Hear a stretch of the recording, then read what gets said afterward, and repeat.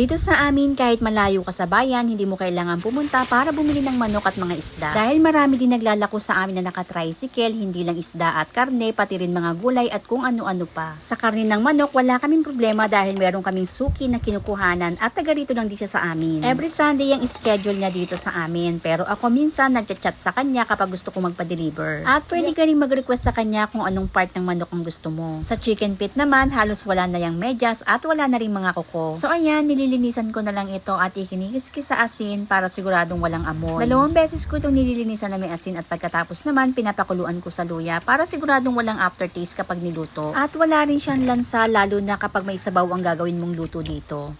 Yung kinukuhaan namin ito, meron siyang poultryhan ng manok at siya na rin ang nagpapakatay kaya siguradong malinis ang paggawa ng dugo nila dito. At meron kaming free kada bili namin sa kanya. Gustong gusto ko pa naman ito lalo na sa patolan na may miswa. Sa tilapia naman ganun din, nagchat-chat lang ako sa kanya kapag mag-o-order ako. Sasabihin ko lang sa kanya kung pang-prito o pang-ihaw. Kapag pang-prito, nililinisan na rin niya at kapag ihaw naman, inaalisan lang niya ng bituka. Kaya pupunta lang ako ng bayan dito kapag mag-grocery at itatapat ko naman yun sa araw ng Tiangge. Sa tilapia naman, gusto ko lang yung ganito kalalaki pero kapag pang-ihaw, yun yung gusto ko yung medyo malaki ng kaunti. At yung asawa naman ng pinsan ko, ayan, meron siyang marinated chicken, mang-inasal, or kaya chicken ng Jollibee. Chicken ng Jollibee yung kinuha ko, lagyan ko daw ng flour, tapos ready to fry na. Pero in fairness, ang sarap din niya at malasa.